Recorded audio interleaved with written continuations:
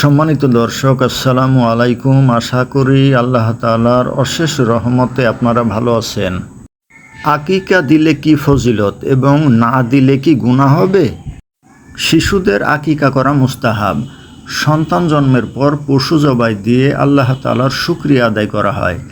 জন্মের ৭ম দিনে পশু জবাই করাকে মূলত আকিকা বলে। হাদিস শরীফে আকিকার প্রতি উৎসাহিত করা হয়েছে। আল্লাহর রাসূল সাল্লাল্লাহু আলাইহি ওয়াসাল্লামকে আকিকা সম্পর্কে জিজ্ঞেস করলে তিনি বলেন, যে ব্যক্তি সন্তানের আকিকা করার ইচ্ছা করে সে যেন তা পালন করে। ছেলের জন্য সমমানের 2টি ছাগল আর মেয়ের জন্য 1টি। অন্য হাদিসে আছে, রাসূলুল্লাহ সাল্লাল্লাহু আলাইহি ওয়াসাল্লাম বলেছেন, সন্তানের সঙ্গে আকিকার বিধান রয়েছে।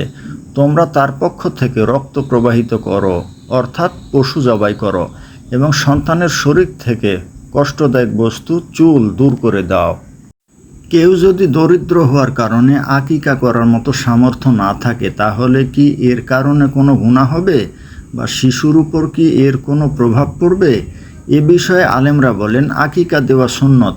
সন্তান জন্মের 7ম দিনে আকিকা দিতে হয়। তবে কেউ অসচ্ছল হওয়ার কারণে যদি আকিকা করতে না পারে, তাহলে এর কারণে কোনো গুনাহ হবে না।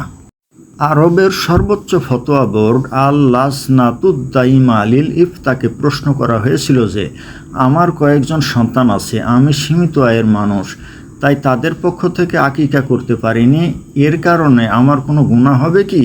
ফতোয়া বোর্ড উত্তর দিয়েছিল, যদি বাস্তবে আপনি গরিব হন, তাহলে আপনার জন্য আপনার সন্তানদের পক্ষ থেকে আকিকা না করাতে কোনো অসুবিধা নেই। কেননা আল্লাহ তাআলা বলেছেন, আল্লাহ কাউকে তার সাধ্যাতীত কোনো কাজের ভার দেন না। তিনি আরও বলেছেন, তিনি ধর্মের ব্যাপারে তোমাদের উপর সংকট আরোপ করেননি। তবে যেহেতু রাসূলুল্লাহ সাল্লাল্লাহু আলাইহি ওয়াসাল্লাম বলেছেন, যখন আমি তোমাদেরকে কোনো কাজের নির্দেশ দেই তখন সাধ্যানুপাতে তা করবে, আর যখন কোনো বিষয়ে নিষেধ করি তখন তা থেকে বেঁচে থাকবে। সুতরাং যখন আপনার অবস্থা ভালো হবে তখন আকিকা করে নেবেন। রাসূলুল্লাহ সাল্লাল্লাহু আলাইহি ওয়াসাল্লাম বলেন, প্রত্যেক শিশু তার আকিকার সাথে দায়বদ্ধ থাকে। তার জন্মের 7ম দিনে তার পক্ষ থেকে পশু জবাই করতে হয়, তার মাথা কামাতে হয় এবং নাম রাখতে হয়। উক্ত হাদিসের ব্যাখ্যায় মুহাদ্দিসগণ লিখেছেন, আকিকা সন্তানকে শয়তানের ক্ষতি থেকে বাঁচানোর উসিলা হয়। অনেক সময় মা বাবার উদাসীনতার কারণে সন্তান এই কল্যাণ থেকে বঞ্চিত হয়ে যায়।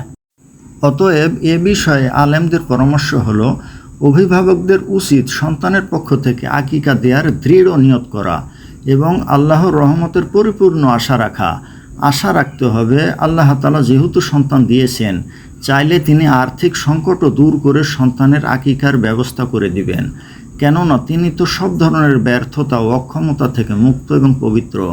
আর চুলের ওজন পরিমাণ রূপা বা তৎমূল্য সদকা করার ব্যাপারে আলেমদের পরামর্শ হলো, হুবহু এই পরিমাণ সদকা করা জরুরি নয়, সামর্থ্য অনুপাতে যা সম্ভব সদকা করে দেওয়া যায়।